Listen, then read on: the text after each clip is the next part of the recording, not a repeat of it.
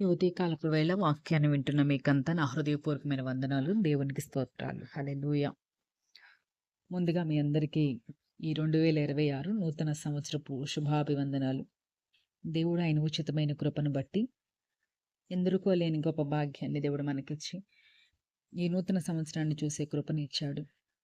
కనుక ఈ ఉదయకాలపు వేళ ఒక చక్కటి వాక్య భాగాన్ని మనం చూసినట్లయితే యెహోషువ గ్రంథం 1వ అధ్యాయం 5వ వాక్యాన్ని మనం చూద్దాం. నీవు బ్రతుకు దినములన్నిటిను ఏ మనుషుడును నీ ఎదుట నిలువలేకయుండును.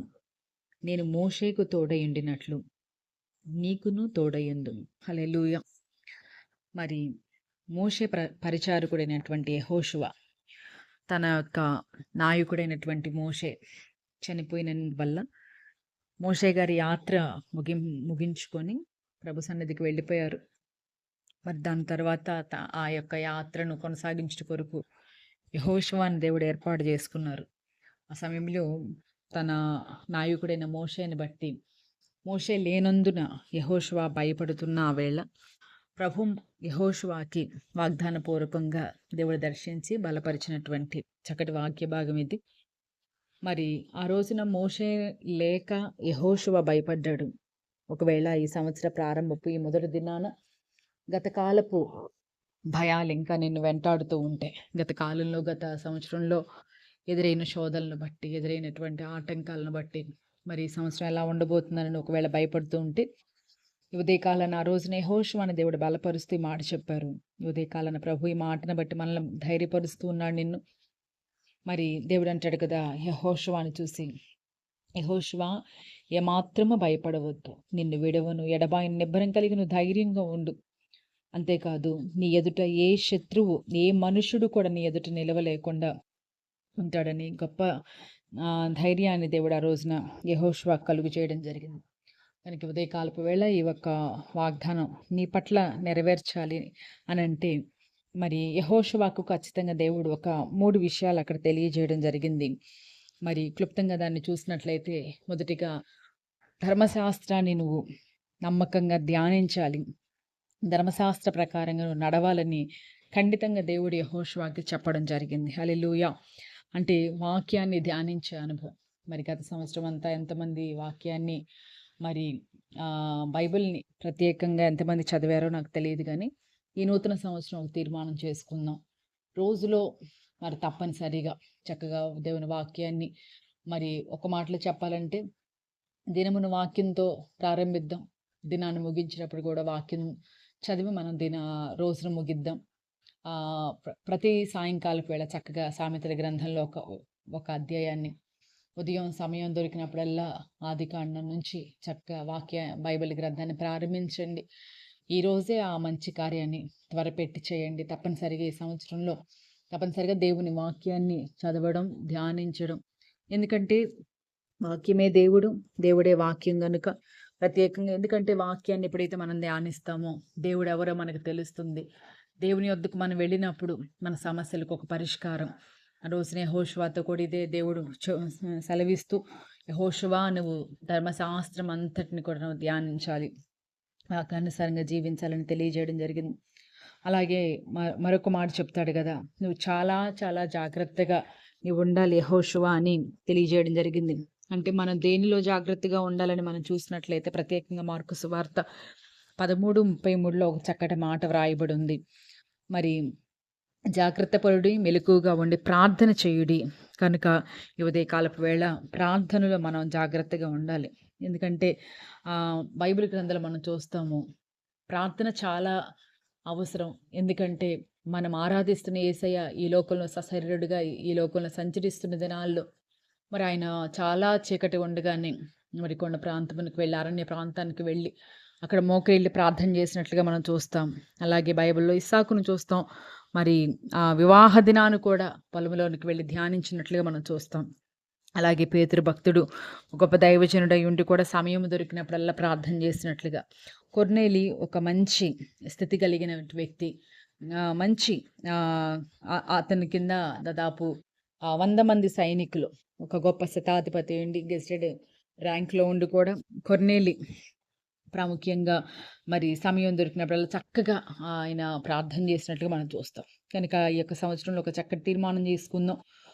మనకు ఉండాల్సినటువంటి ప్రార్థన అనుభవాలు, వ్యక్తిగత ప్రార్థన, సంఘ ప్రార్థన, కుటుంబ ప్రార్థన తప్పనిసరిగా మనం చేసుకుందాం. దేవుని వాక్యానికి మనం లోబడదాం. అలాగే ప్రసంగి 5:1 కూడా ఉందండి. నీవు దేవుని మందిరమునకు పోవునప్పుడు నీ ప్రవర్తన జాగ్రత్తగా చూసుకోవాలి. ఏం జాగ్రత్తగా ఉండాలి మనం అంటే, ప్రార్థనలో మనం జాగ్రత్తగా ఉండాలి. ప్రవర్తనలో మనం జాగ్రత్త కలిగి ఉండాలి. హల్లెలూయా! ఈ మాటను బట్టి మనం చూస్తే చాలామంది వ్యక్తిగత జీవితాల్లో మరి వారి ప్రవర్తనను వారు చూసుకోరు కానీ, ఎదుటివారిని చెక్ చేస్తా వాళ్ళ ప్రవర్తన ఎలా ఉంది, వీళ్ళ ప్రవర్తన ఎలా ఉందని ఎక్కువగా ఎదుటివారి మీద ఫోకస్ చేస్తూ ఉంటారు కానీ, వారి సొంత ప్రవర్తనను మాత్రం జాగ్రత్తగా చూచుకొనరు. కనుక ఈ ఉదయకాలపు వేళ ఈ మాటలు వింటున్న ప్రతి ఒక్కరు కూడా ఉండవలసింది, మనం ముందుగా మన ఆధ్యాత్మిక జీవితం ఎలా ఉందో అప్పటికప్పుడు మన ప్రవర్తన జాగ్రత్తగా చూసుకుందాం ఈ సంవత్సరంలో. ఎందుకంటే దేవునికి మహిమకరంగా నేను జీవిస్తూ ఉన్నానా లేదా అని, నా చేతులు దేవుని కొరకు పనిచేస్తూ ఉన్నాయా లేదా, నేను ఎంతవరకు నా యొక్క ప్రవర్తనలో యథార్థంగా ఉన్నానని మన ప్రవర్తన మనం చూసుకుందాం. వీళ్ళ ప్రవర్తనని మనం చూడడంలో నిమగ్నమైపోకుండా దేవుని కొరకు మన ప్రవర్తన కాచుకొని ఉందాం.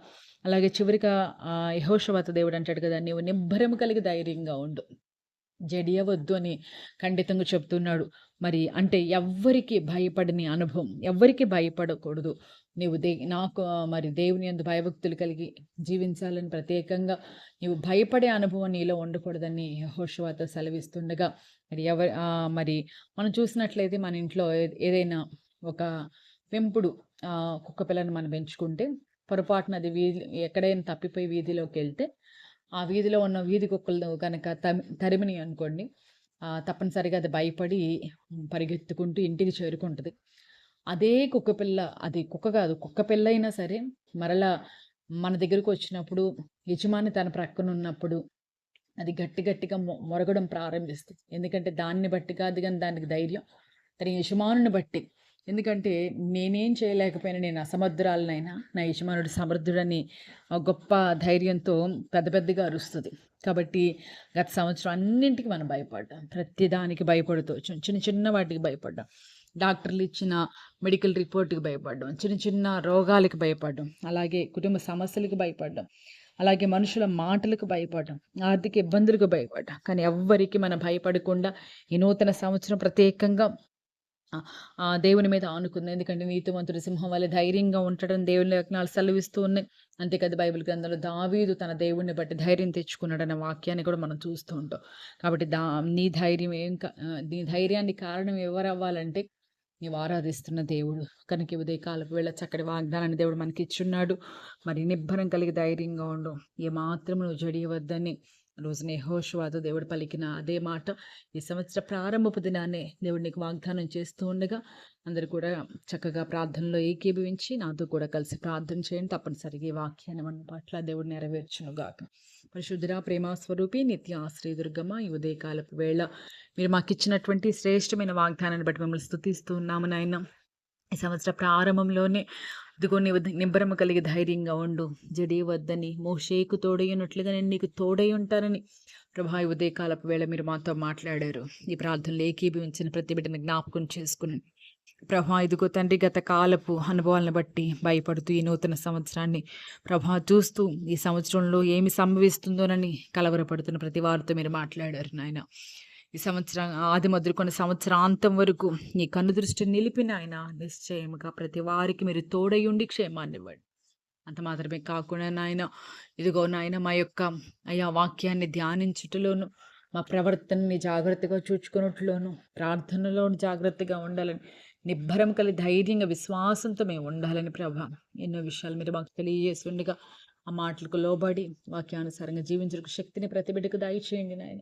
ఉదయకాలంలో పెళ్లి రోజులు, పుట్టినరోజులు జరుపుకుంటున్న వారిని మీరు దీవించండి. ఈ సంవత్సరం అత్యధికమైన విజయాన్ని, క్షేమాన్ని కలుగు చేయమని అయ్యా నిశ్చయంగా ఈ దినపు మెండైన దీవెనతో ప్రతి వారిని నింపి నడిపించమని వేడుకొనొచ్చు. యేసు నామములు అడిగి వేడుకొనొచ్చు ఉన్నాను తండ్రి, ఆమేన్. దేవుడు నిశ్చయముగా ఈ దినమంతా మీకు తోడయుండి ప్రత్యేకంగా ఆ రోజున యెహోషువకి ఇచ్చినటువంటి వాగ్దానానుసారంగా మోషేకు తోడై ఉన్నట్లుగా నీకును తోడై ఉంటారు నా దేవుడు. ఈ సంవత్సరాది మొదలుకొని సంవత్సరాంతం వరకు నా దేవుడు మీకు తోడై ఉండి క్షేమాన్ని అనుగ్రహించి నడిపించును గాక. ఆమేన్.